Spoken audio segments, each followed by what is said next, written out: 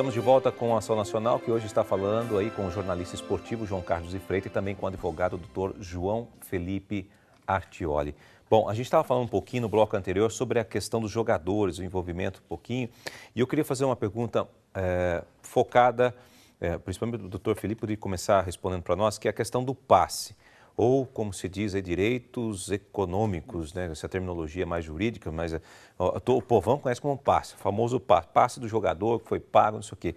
Hoje existe, ele é dividido entre empresários, também os familiares, empresas envolvidas. Enfim, como é que é isso daí? Como é que esse balaio de gato, vamos dizer assim, vai? Uma bagunça. Realmente, o passe é que todo mundo conhece, mas com a alteração da Lei Pelé, quando surgiu a Lei Pelé, ele acabou, virou os direitos econômicos, que nada mais é do que o resultado econômico da venda de um jogador. O que acontece? A nossa legislação aqui, brasileira, ela permite, pelo Código Civil, a cessão de crédito. Eu posso ceder um crédito futuro a qualquer terceiro.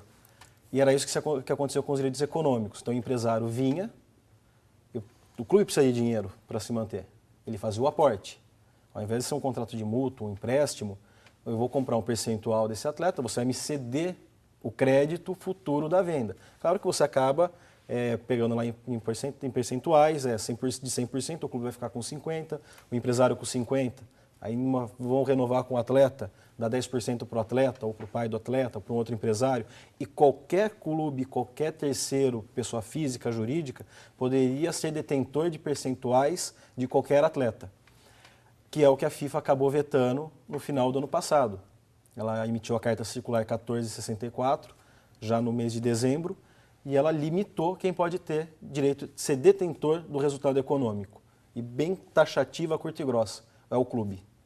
E somente os clubes. Então, o que acontece? Hoje, um clube, ele tem o atleta, se ele assinar o contrato agora, todo o resultado econômico dele é 100% do clube. Ele vai vender esse atleta a uma segunda entidade de prática desportiva. Ele pode permanecer com 10%, 15%, 20% do atleta, porque ele que está vendendo. Outros clubes não podem vir e comprar sua percentual, apenas clubes que esse atleta já jogou. Então, delimitou, fechou, justamente porque, para se perder a evasão para proteger os próprios clubes. Só que a FIFA jogou a responsabilidade para os clubes. Eles que vão ter que agora ser firmes nas negociações para conseguir ter, porque a imagem do empresário ainda ela é muito forte. Mas só que também esse vai ser um ano de experiências, fora o que está acontecendo na FIFA, né? Agora, existe isso aí também, né, João Carlos? Que é essa questão do cara, pode ser até bom de bola, mas se ele não tiver empresário forte, ele não decola no futebol. Por causa da regra do mercado, né? Isso é verdade. Tanto que o próprio futebol, ele experimenta mudanças incompreensíveis, né? Nós que somos amantes do jogo da bola, a gente percebe que há certas tendências, e são tendências muito ligadas à presença do empresário. O empresário, deixa claro o seguinte, hoje ele não é, muita gente classifica o empresário como um vilão, né? Como um aproveitador, como um explorador. E na verdade não é isso. A gente que acompanha também, o empresário em todas as castas que estão administrando o futebol, é a casta que se especializou, é a mais preparada. Eles acabaram ocupando o lugar dos presidentes de clube, porque o que eles fazem hoje é para que os clubes fizessem, né? Mas como os clubes não se profissionalizaram e não entenderam a mudança... Ele acaba defendendo o jogador também. Ele entrou num nicho, exatamente, ele tem como foco o jogador, né? Que é o ativo dele, né? É lógico. O jogador é o ativo dele. E ele funciona como um intermediário, quer dizer, o jogador se associa a ele, né? Ele presta serviço ao jogador e é ele quem vende o serviço do jogador ao clube, né? Ele fica nessa linha de intermediação. Mas eles prestam muitos serviços, quer dizer, tudo aquilo que eles prestam serviço social, orientação. Evidentemente que o objetivo deles é o lucro, né? O clube não deveria ser, pelo menos os contratos sociais não permitem que clubes sejam entidades lucrativas. É apenas para subsistência da entidade. Agora, o empresário, de fato, ele tornou-se uma casta importantíssima, né? Onde ele realmente tem o poder de abrir o mercado, de penetrar nos clubes, né? Que ele tem o ativo, né? Ficou mais ou menos dessa forma. O ativo, que é o produto é dele, né? É por isso que ele tem toda essa força. Bom, voltando um pouquinho a falar do Blatter, ele mesmo, o próprio Blatter falou de reestruturação na FIFA. Vamos acompanhar aqui a palavra dele.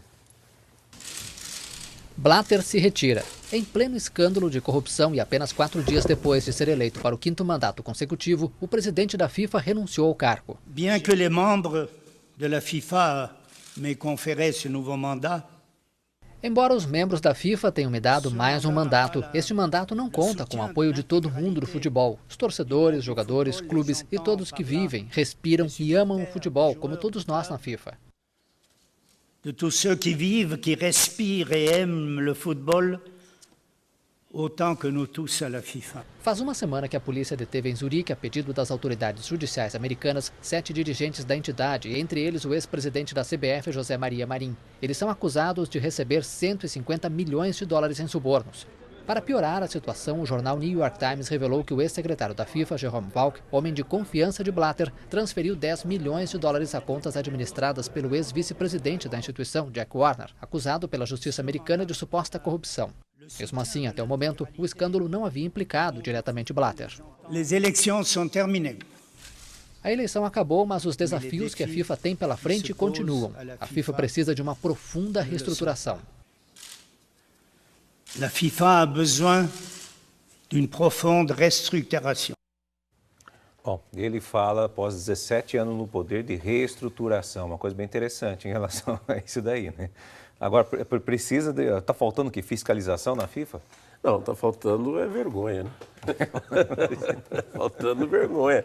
Falta civilidade, né? Falta respeito ao próximo, né? Porque você subtrair aquilo que não lhe pertence, o que é, né, doutor?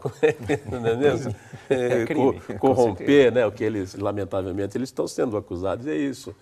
E acontece que o Blatter está sem o apoio europeu, né? O futebol europeu ele não tem nenhum apoio e é o peso maior. O que a FIFA não tem, viu, Júnior? A FIFA, o colégio eleitoral da FIFA, ele é composto de 209 eleitores. Sim. Mas todos têm peso 1. Né? Tanto faz um voto da Alemanha, que é campeã mundial, quanto um voto da Nova Zelândia. Lá na FIFA vale o mesmo, né? Então, é uma coisa incompreensível. Por quê? Porque a nata do futebol está na Europa e, em segundo lugar, aqui na América do Sul. Agora, a América do Sul é uma vergonha, né?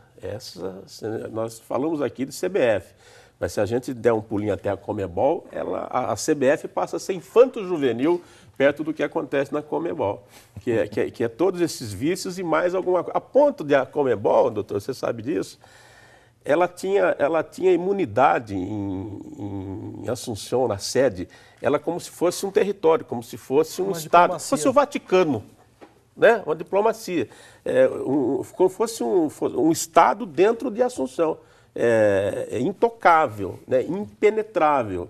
Tanto que o governo paraguaio está mudando essa legislação, né? Quer dizer, você vai lá, faz o que faz, corre para dentro da sede da Conmebol, pronto. E pronto. Você está imune, né? Para você ver o poder que essa gente tem. Doutor João, é isso mesmo? A gente precisa ter uma fiscalização maior? Precisa. Não só tem que existir uma fiscalização dentro dos próprios órgãos, como também dos órgãos públicos. Porque muitas coisas, muito se disse da entidade privada, nós já discutimos aqui mas se vale de signos nacionais ou estaduais ou municipais, dependendo, né, se forem federações. Mas você tem não só a parte legal, mas as partes principiológicas mesmo, que estão abarcadas pelo direito.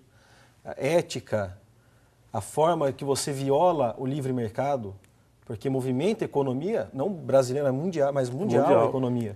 E ela tem um detalhe, doutor, pode ser violado. Até para você ter uma ideia. Ela se sobrepõe, Júnior, à soberania dos países. Sim. A FIFA é uma coisa incompreensível. As pessoas do direito devem ficar abismadas com isso da tese mais tese. Aqui no Brasil, na Copa, a gente mesmo viu. Vai você hoje... O cara chegou aqui e falou claramente, tipo, vocês são incompetentes. Esse é o poderio econômico da FIFA. Isso. Até quando teve essa discussão, só para fazer esse gancho, me perguntavam também, até amigos perguntam, olha, o Brasil quis a Copa. A FIFA não estava errada em falar, as minhas condições são essas. Meter. No entanto, tem coisas que o próprio país, a hora que ele vai quando ele vai concorrer, isso tem que ser muito conversado, para não ferir a própria legislação. Não, a Carta Magna brasileira, exatamente. Por exemplo, no Brasil é proibido se vender bebida alcoólica em estádio de futebol. É verdade. Hoje, se você na Copa do Mundo, era uma beleza, que todo mundo tomava, estava aberto. Por quê? Porque é proibido por lei aqui. É proibido por lei. Voltou. Então você vê que alcance tem. Quer dizer, a lei não existe mais porque ela chega e impõe, né? Ela se sobrepõe ao Estado. E esses 16 milhões aqui, perto de 16 milhões de reais que foi arrecadado aí no Mundial de 2014, para onde foi esse dinheiro ou para onde deveria ir esse dinheiro? A FIFA diz que é a única fonte de receita que ela tem. Ela diz que a única fonte de receita que ela tem é Copa do Mundo.